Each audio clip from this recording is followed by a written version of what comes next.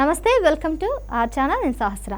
ఆంధ్రప్రదేశ్కు 4వ ముఖ్యమంత్రిగా బాధ్యతలు స్వీకరించిన తర్వాత చంద్రబాబు నాయుడు ఎన్నికలకు ముందు ఇచ్చిన హామీలను అమలు చేసే దిశగా ముందుకు పోతున్నారు. ఇప్పటికే సీఎంగా బాధ్యతలు స్వీకరించిన మరుక్షణమే తాను ముందుగా హామీ ఇచ్చిన 5 అంశాలకు లైన్ క్లియర్ చేశారు. తొలి సంతకం మెగా డిఎస్సీ ఫైలుపై చేయగా, రెండో సంతకం ల్యాండ్ టైటిలింగ్ యాక్ట్ రద్దు, మూడో సంతకం సామాజిక పింఛన్లు 4000కు పెంపు, అన్న క్యాంటీన్ల పునరుద్ధరణపై 4వ సంతకం, స్కిల్ సెన్స్ పై చంద్రబాబు 5వ సంతకం చేశారు.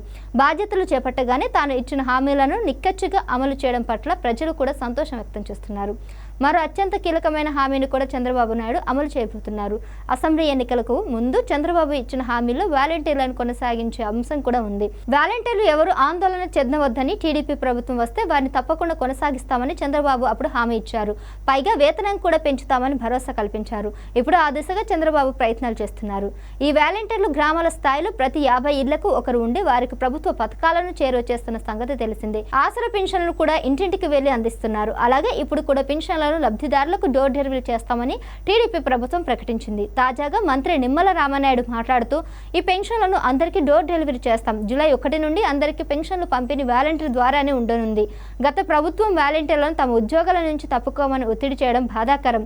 మేము వారిని మళ్లీ వారి స్థానాల్లో నియమించి వారి ద్వారా ప్రజలకు సౌలభ్యం కలిగేలా చేస్తాం అని నిమ్మల రామనాయుడు వెల్లడించారు. గత 3 నెలల నుంచి పెన్షన్లు రానందున అన్ని కలిపి జూలై 1న లబ్ధిదారులకు పెన్షన్లు అందజేస్తామని మంత్రి తెలిపారు. ఏప్రిల్ నుంచి జూలై వరకు మొత్తం 7000 ఓల్డ్ ఏజ్ పెన్షన్ అందుతాయని చెప్పారు.